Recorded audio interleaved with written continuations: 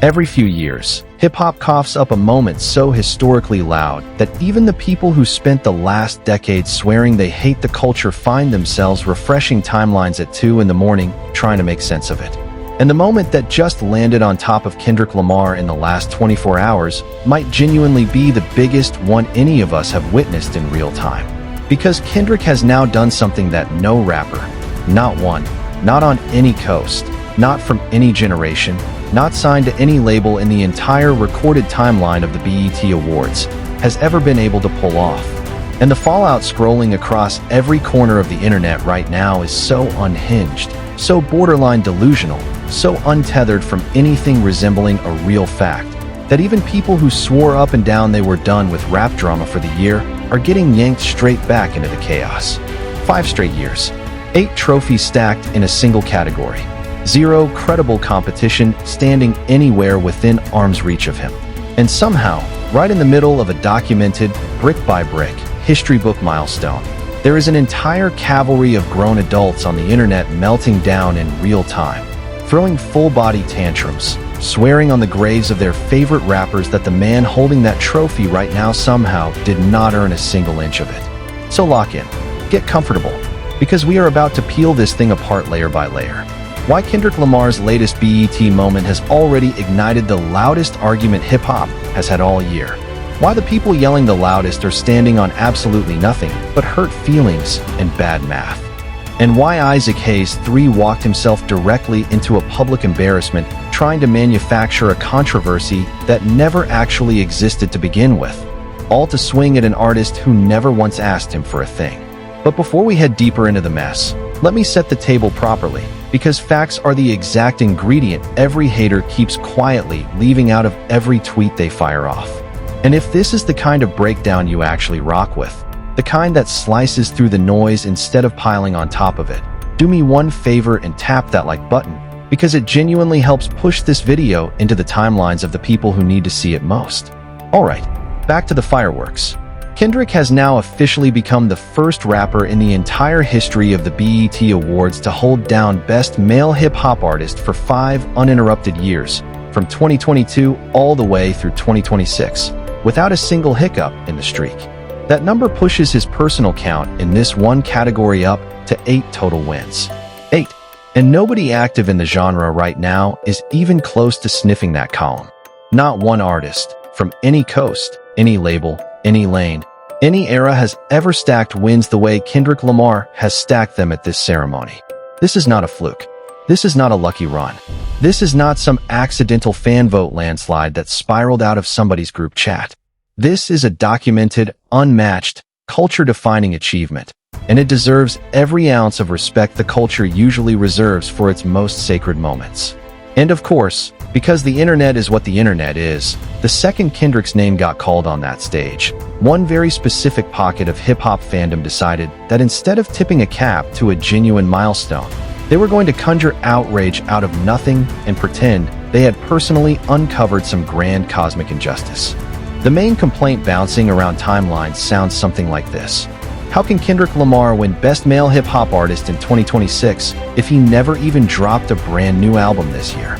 On the surface, if you have never once bothered to read the rules of the category, sure, that might sound like a fair question for exactly 3 seconds. But scratch one layer deeper, and the entire argument collapses on itself immediately. And it collapses because of one single project that refuses to leave the top of the mountain no matter how many months pass. That project, obviously, is GNX. And if for some reason you have somehow blocked out just how much of a monster this album has been, let this be your reminder. GNX is still sitting comfortably as the highest-selling hip-hop album of 2025, moving north of 2 million equivalent units, a number most rappers active in the game today will never come close to touching across their entire careers, let alone off a single project. This was not a spike and fade drop. This was not a one-week radio moment. GNX went on to win Rap Album of the Year, cemented itself inside Super Bowl history through its rollout, and kept generating cultural chatter for months after the actual promotional window technically wrapped. When an album is still charting, still streaming, still being quoted, still being dissected, still being name-checked a full year after it hits shelves, That is not a body of work that faded quietly into somebody's algorithm. That is a body of work that reshaped the entire landscape it landed inside. So when somebody tries to ask why Kendrick earned this specific trophy in a year where he never actually released anything brand new, the honest answer is almost embarrassingly straightforward. GNX never actually left. GNX has been sitting at the top of the pile this entire time, quietly outperforming projects that arrived with bigger rollouts, bigger promo budgets, and dramatically less staying power. And that brings us to the real criteria behind this specific award, something almost nobody screaming online bothered to look up before they started firing tweets like darts in the dark. Best Male Hip-Hop Artist has never once been framed as a strict Album of the Year prize. The category is measured on total cultural footprint, on influence, on longevity, on relevance across the full eligibility window, not on whoever managed to slam something new out the fastest. Features count, cultural conversation counts, longevity counts. And when the entire industry is still chewing on your last body of work while other artists are actively trying and failing to knock it out of the cultural bloodstream, that absolutely counts too. Kendrick did not need a fresh drop this cycle because the drop he already handed the world in the previous cycle was still doing more damage than almost anything that released fresh off the press in 2026. That is not a loophole. That is not favoritism dressed up in a suit. That is exactly what this category was engineered to measure from the day it was written into existence. Now here is where the plot really thickens, because this win did not just ruffle a handful of anonymous accounts hiding behind egg avatars. It publicly rattled the fan bases of other artists who dropped multiple projects across the year and still walked away from that ceremony with absolutely nothing to hold. One rapper in particular released 3 separate albums during this eligibility window while sitting on the nominee list and still could not pry the trophy loose. Understandably, a chunk of his base is losing what is left of their minds. But here is the uncomfortable truth none of them want to say out loud. Those 3 albums came. They generated conversation for maybe a week each, and then they quietly evaporated into the algorithm like fog off a hot windshield. Compare that footprint to Kendrick Lamar's Iceman adjacent chatter, the ongoing Super Bowl afterglow, the constant online forensic breakdown that follows literally every move his camp makes, and the gap in real cultural weight becomes almost impossible to argue against with a straight face. Quantity of releases has never once automatically translated into quality of impact, and this year proved that harder than almost any example on the books. Let me sit with Iceman for a full beat, too, because that project keeps floating around this argument whether people want to admit it or not.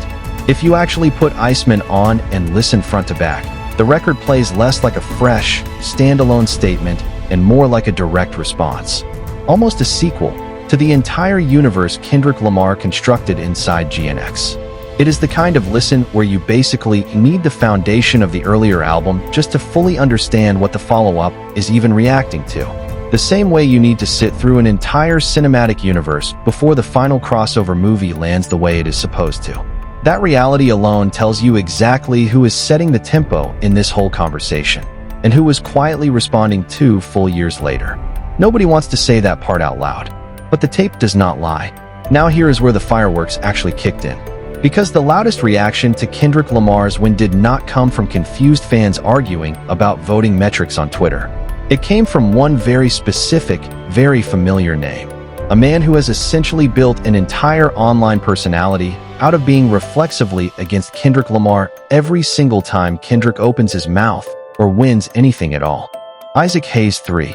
Isaac Hayes III has spent what feels like actual years now positioning himself as some kind of one-man anti-Kendrick propaganda station, constantly hunting for any excuse he can grab to downplay a Kendrick Lamar when the second it happens.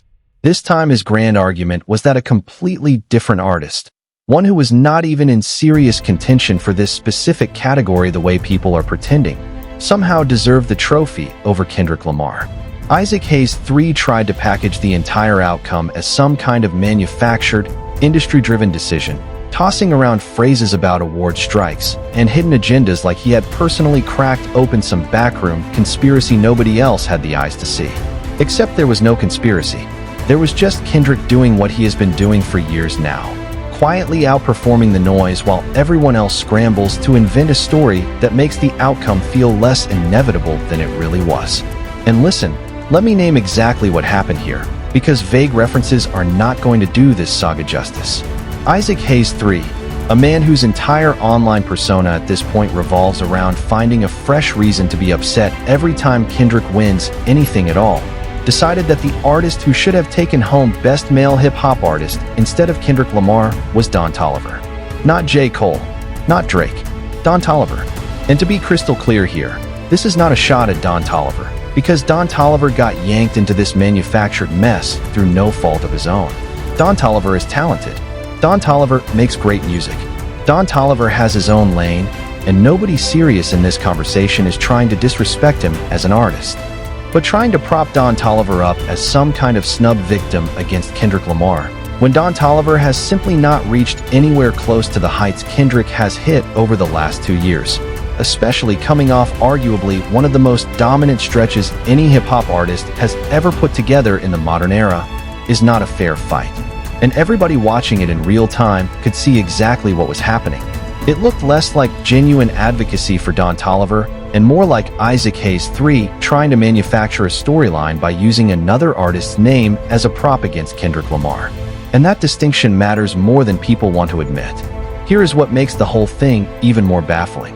The logic behind it does not survive contact with the actual category description. Kendrick did not win Album of the Year at this ceremony. He won Best Male Hip-Hop Artist. Those are two completely different lanes measuring two completely different things, and treating them like the same trophy is either a deliberate misunderstanding or a genuine refusal to read what the award even measures before firing outrage into the timeline. The category is written to recognize cultural impact, staying power, and influence across the full eligibility window, not exclusively whoever managed to release the freshest project. And if longevity and staying power are genuinely part of the equation, then an older album that refuses to lose its relevance can absolutely outweigh a brand new release that barely made it a full news cycle before evaporating. That is not favoritism dressed up as scoring. That is the category doing exactly what it was designed to do. And here is something else worth pointing out, because honestly, it is one of the funniest parts of this entire circus. Watch how quickly the goalposts shift every single time Kendrick wins something. During Grammy season, the narrative was that Kendrick Lamar was some kind of industry favorite riding a wave of favorable votes from a tiny elite. Now that Kendrick is dominating a fan-voted category built on actual public engagement and real staying power, suddenly the narrative flips again, and he is being labeled an award darling, as if that phrase is somehow supposed to sting rather than confirm that his critics cannot find one consistent piece of ground to plant a flag on. You cannot lose an argument gracefully one night, invent a fresh argument from scratch the very next morning, and then expect anybody paying attention to take you seriously by the third round. The bigger picture here, and this is worth sitting with for a full minute, is how genuinely disconnected online outrage has become from real-world cultural weight. Loud opinions on social media do not automatically translate into real influence, real sales, real streaming behavior, or real staying power. What actually transfers into the real world is artistry, consistency, and measurable impact. The exact three things Kendrick has been stacking up relentlessly over the last several years, while a portion of the internet spends its energy manufacturing new reasons to be upset about it. A lot of the loudest angry accounts posting about this when almost certainly never even opened the ballot when it was live, yet somehow found endless energy to complain about the outcome after the fact. That pattern is not unique to hip-hop either. It is the exact same behavior you see in every public vote, where people show up loudly for the results and stay dead silent during the part that actually counted. Now let me stay on Isaac Hayes III for one beat longer, because this was not an isolated event, and pretending otherwise would be missing the pattern entirely. This has to be somewhere close to the 100th time Isaac Hayes III has found a creative way to slide a jab at Kendrick Lamar into a totally unrelated conversation.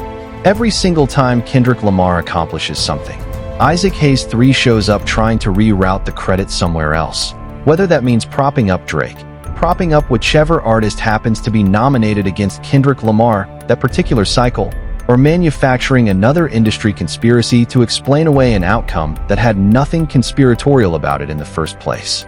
At a certain point, the pattern stops looking like genuine music criticism and starts looking like a personality built entirely on being reflexively anti-Kendrick Lamar, which honestly says a lot more about Isaac Hayes III as a public figure than it will ever say about Kendrick Lamar as an artist. Even voices inside the wider hip-hop commentary space have started calling this pattern out loud. Names like Jacob B. and Well, both of whom have TD-adjacent ties and both of whom weighed in on this exact controversy in real time, have made the same point plainly. Internet arguments simply do not carry weight in the real world.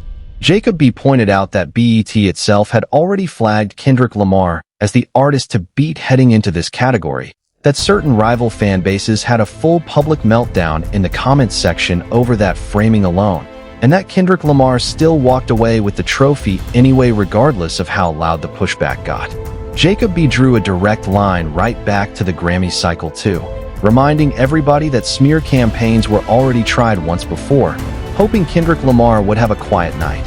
And instead, Kendrick Lamar walked out of that ceremony with the loudest night of his entire career and left the building as the most awarded rapper in Grammy history. The pattern keeps repeating because the formula behind it never actually changes. Consistent output, minimal noise, results that speak louder than any tweet ever could. There is also a genuinely serious conversation buried underneath all this noise about what numbers actually mean versus what they claim to represent. Streaming counts, sales figures, and chart positions can absolutely be inflated through passive listening, meaning music playing in the background of somebody's day, in stores, in restaurants, in cars, at parties, without any single person ever actively choosing to press play. That kind of exposure pads a number without reflecting any real fan engagement. Compare that to an artist whose name trends organically without dropping a single new song, whose old album is still generating fresh conversation 2 years after release, whose concerts consistently sell out as one of the biggest touring draws in the entire genre. One of those patterns reflects passive exposure. The other reflects an actual engaged, dedicated fan base that shows up every single time. And right now, by nearly every measurable standard beyond raw inflated streaming numbers, Kendrick Lamar's audience is doing the heavy lifting in the second category, while certain other camps are quietly leaning on the first and hoping nobody notices. Even beyond the numbers debate, just look at what is genuinely dominating timelines right now in real time. A completely unrelated controversy involving another veteran artist publicly calling Kendrick Lamar's skill into question instantly became the single biggest topic in hip-hop within hours, generating more conversation, more clips, more reaction videos, and more real cultural buzz than most full album rollouts manage to produce across an entire promotional cycle. That is the kind of gravitational pull you simply cannot manufacture with a marketing budget or an industry favor. That happens because the culture is still actively watching every move connected to his name, whether Kendrick Lamar is the one making noise or simply the subject other people cannot stop talking about even when they try. Voices inside Kendrick Lamar's own camp have chimed in on this whole saga too, and their message has been refreshingly blunt. The internet's opinions and the real world's outcomes are simply not the same currency. Article after article, headline after headline, award season after award season, the pattern has been the same. Rival fan bases work themselves into a frenzy trying to manufacture doubt, trying to talk Kendrick Lamar down before the results even come in, and every single time Kendrick Lamar walks away with the trophy anyway. Loudest night of the entire ceremony included. At some point you just have to accept that opinions without receipts do not carry any real weight, and what carries weight instead is showing up, putting in the work quietly, and letting the actual output speak for itself, which is precisely the blueprint Kendrick Lamar has followed for years now, while everybody else keeps hunting for a fresh angle to attack from. Worth mentioning, too, this whole firestorm did not stay neatly contained to Isaac Hayes III and one lone commentator. Once Kendrick Lamar's win was officially announced, it did not take long before rival fan bases connected to both Drake and J. Cole started flooding comment sections and timelines with their own version of outrage, essentially arguing that because neither of their favorites walked away with anything, somehow that invalidated Kendrick Lamar's win rather than simply reflecting the criteria as written. But here is the part that keeps getting lost every time this argument resurfaces. This is not actually a Drake versus Kendrick Lamar scoreboard, and it never was. You cannot tally up wins and losses for either artist through tweets, through comment section warfare, or through manufactured outrage cycles that dissolve within 48 hours anyway. The only scoreboard that has ever mattered in this rivalry is the one built from actual cultural impact, actual sales, actual streaming from real engaged listeners, and actual touring numbers. And on every single one of those fronts, Kendrick Lamar continues to separate himself from the pack in ways that are almost impossible to argue against with a straight face. So where does that leave the discourse right now? It leaves it exactly where it always ends up whenever this specific debate resurfaces. A 5-year unbeaten streak, 8 total trophies in a single category, a commercial monster of an album that refuses to stop performing more than a full year after release, a fan base that shows up to vote, shows up to stream, and shows up to fill arenas without needing a brand new single to justify the loyalty. And on the other side of the aisle, a rotating cast of critics who keep quietly rewriting their argument every time the previous one collapses under basic scrutiny. Plus Isaac Hayes III, who somehow managed to embarrass himself publicly trying to manufacture a snub narrative that never actually existed in the first place. None of this means the artists caught in the crossfire of this manufactured drama deserve any disrespect either. This is not really about tearing anybody else down. It is about recognizing a historic milestone when it happens in real time and refusing to let manufactured outrage rewrite what actually took place on that stage. 5 straight years has never happened before in this category. 8 total wins has never happened before in this category. And whether the loudest corners of the internet feel like accepting it out loud or not, the numbers, the streak, and the staying power all quietly agree on the same conclusion. The scoreboard has already spoken. The trophies are already on the shelf. The receipts are already public record. And every single attempt to rewrite that reality on Twitter has failed spectacularly in front of millions of people watching, whether they admit it or not. Now here is the part where I actually need you to jump in, because the comment section on this one is about to be a full-blown war zone regardless of which side you personally land on. Do you think this 5-year streak is officially the single most disrespected historic achievement in hip-hop award history? Do you think the criteria behind this category actually makes sense the way it is written? Or should every artist be forced to release something brand new every single calendar year, just to even qualify for consideration? And most importantly, do you think Isaac Hayes III finally learned his lesson after this latest attempt blew up in his face on live timelines in front of everybody watching? Or is he already at home right now cooking up his next manufactured controversy as we speak? Drop your take in the comments right now, because I guarantee this section is going to be absolute chaos within the hour, and I want to see exactly who is standing on what side when the smoke finally clears.